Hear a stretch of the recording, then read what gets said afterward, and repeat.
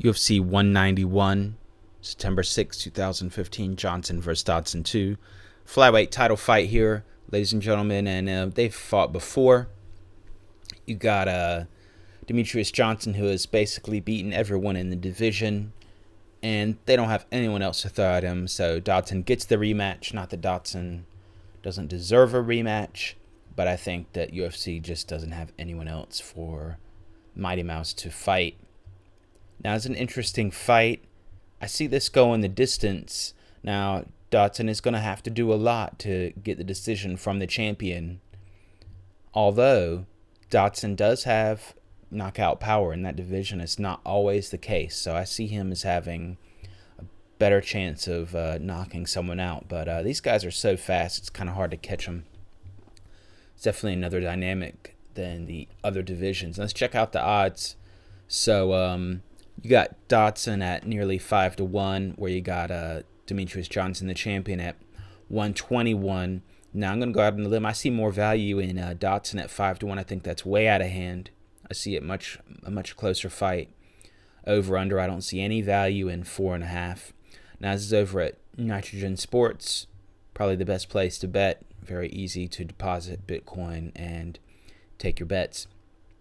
All right, so let's move on to the next fight. We got Andre Arlovski against Frank Mir. This fight might just steal the card.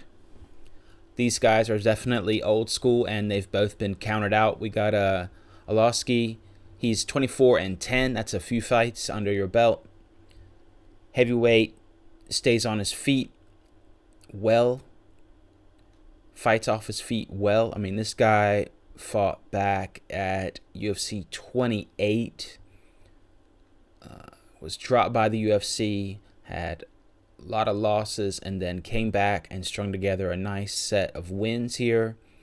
And since he's been back, he's got 3 wins in a row in the UFC, and they've been impressive. He's looked quick on his feet, and he's really surprised everybody. Now, he has never lost by submission, and he's got 7 KOs under his belt. Now, let's take a look at Frank Mir. Similar story, except he never left the UFC. Probably his most famous win is against Brock Lesnar, submission.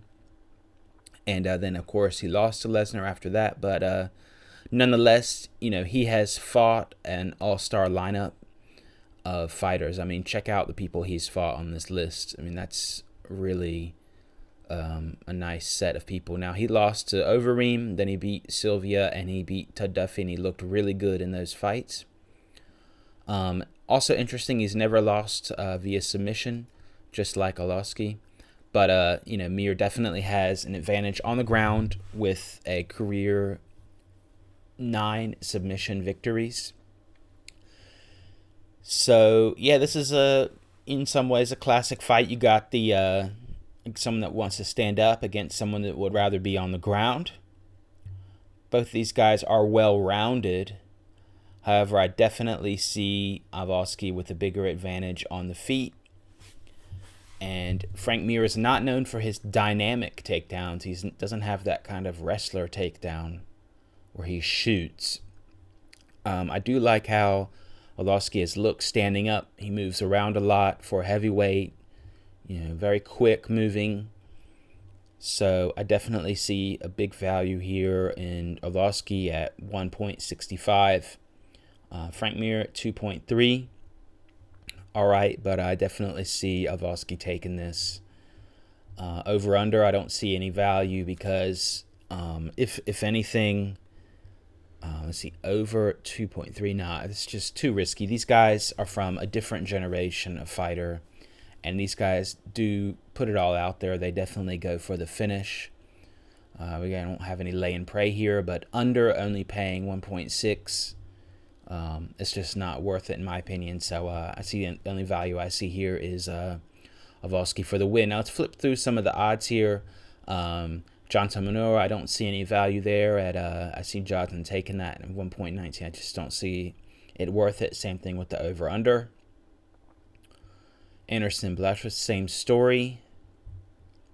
Page funds on Alex Chambers. This is a very funny fight in the sense the odds are really funny. Almost 11-1 for Chambers. That's way out of hand. I see the fight much closer than that, but definitely see Paige VanZant taking this. Yeah, Paige VanZant hasn't faced necessarily the same caliber of fighter, but I think that she looks great on her feet, and she's got this wicked kind of judo throw thing going on, and I don't think most people can deal with that. Alex Chambers, well-rounded fighter. I don't see her better anywhere, though, than Paige VanZant. I'm trying to figure out how she's going to win that, maybe by decision, lay and pray decision. I'm trying to picture it in my head, but I don't see how. I don't see any value in over 2.5 rounds either. At 1.8, under at 2. The women fighters don't finish a lot of fights, so the under, over, I don't see value in over under here either. So let's move on. Now here's an interesting fight, Paul Felder against Ross Pearson. So Paul Felder, he's a younger guy, age 30. Ross, age 30. So these guys are both young. I don't mean that he's younger than Ross, but these guys are still pretty young. And, he's looked really good of late. Now, he did lose to Barboza, but that's Barboza. Check out before then. Win. So, he's definitely got a nice streak going on. Now, he did lose to Barboza, but by decision. He didn't get finished. And he didn't look that bad, really.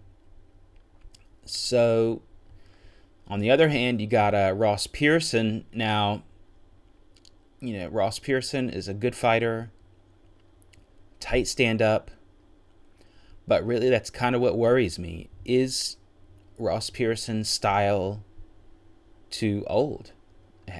Is he able to adjust his style? I just have not seen. He had a lot of problems with Dunham. He couldn't get off the ground well against that fight. Okay, beat Stam Stout. Man, he really lost that one. I don't know. I mean, he's gone back and forth. He should have won this Sanchez fight. I think that was a bad decision. Melvin Gillard, he probably would have lost. It was an illegal strike. So, like I said, I mean, Pearson, he's a very good striker. He does have submission wins. But, he's definitely more comfortable on his feet or on top, and very uncomfortable on the ground. That being said, Paul Felder is also more comfortable standing up, but I definitely see him as moving more, being more dynamic. And, I see, even though at 1.26, I see some value there. All right, let's move on.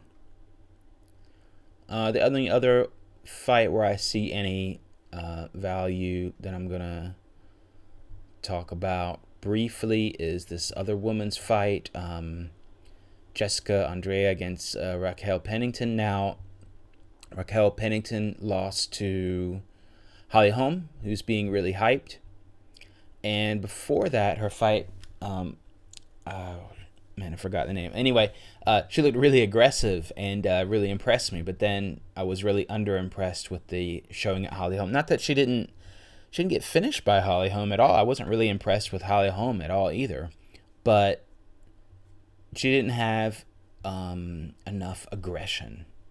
And Jessica Andrade has that, and I see her winning, and I see her maybe even putting this on the ground and getting some kind of submission. So I see value here at 1.48 for the favorite there, and I would stay away from the over-under on this fight too. Now let's jump ahead to some fights coming up where we have the odds for. Here's an interesting one, Musasi against Hall. Everyone knows Uriah Hall from The Ultimate Fighter. I mean, he should be this great fighter. He's very athletic. He probably should have won the Ultimate Fighter Championship. He didn't. He hesitates. He's got a lot of mental issues. Musasi is a tight fighter. That being said, I would say any fight with Uriah Hall, I would say do not bet. You don't even know what's going to happen with this guy.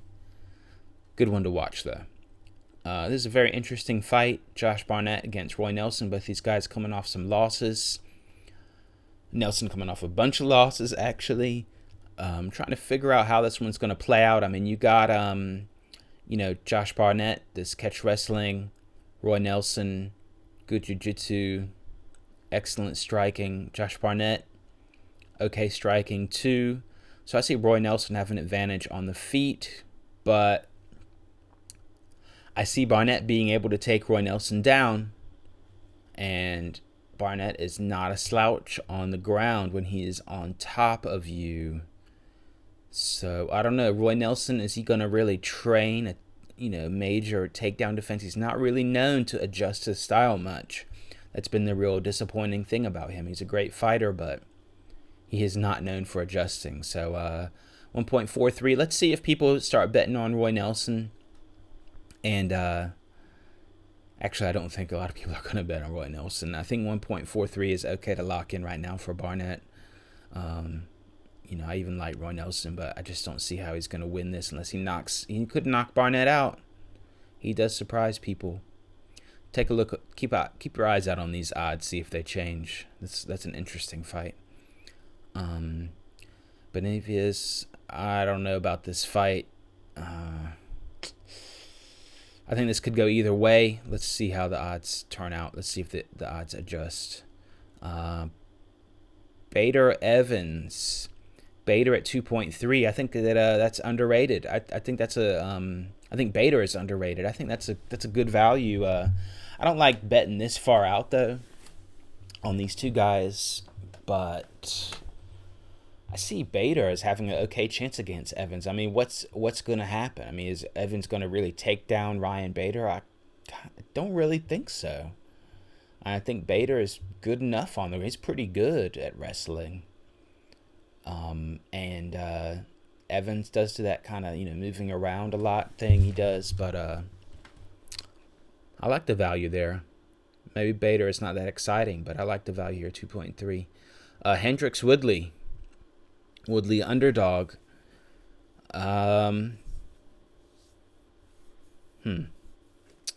Hendricks 1.37. I'd like to see that higher before I would say there's value in Hendricks. I see Hendricks winning this, but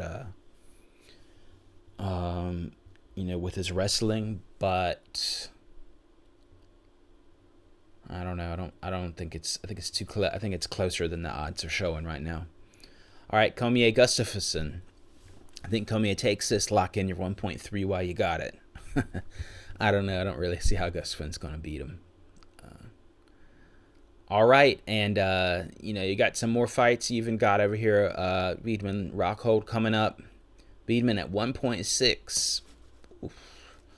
There's still a lot of time. I kind of don't like this. Is pretty far out, but if you really think Weidman's going to win, then you might want to lock that in. I think that actually I think these odds are pretty good. I think that's about how close the fight is. Even though I think Weidman's going to take it, I think that it is pretty close. If I was going to bet on Rockhold, I'd want at least 3-1. So let's see what happens. And we got McGregor Aldo if it ever happens. Aldo at 2.6, Gregor at 1.5. If you think Gregor really is that good, then lock in your 1.5 now. All right, that was it for Fight TV today. We're talking about the UFC coming up. Check out Nitrogen Sports. Easy place to bet. Low friction. You also have got a lot of other stuff you can bet on. You got football, preseason, baseball, soccer, as you call it, football in Europe. All kinds of leagues. Check out all those leagues. You got you can also bet on some crazy stuff like lottery odds. If you really are into all that, then go to it. Degenerate gamblers. Check this out. Euro Millions draw will have ball number. Euro Millions will have any of the 5 balls drawn will include the number 1. Hey, only one way, money line, and you get 9 for that. 9-1. That's there you go. So if you have no idea about sports, then you can just bet on the lottery balls coming up. They even got cricket. You're a game freak. They got esports. So definitely check out Nitrogen Sports. Link in the description. Thanks for watching.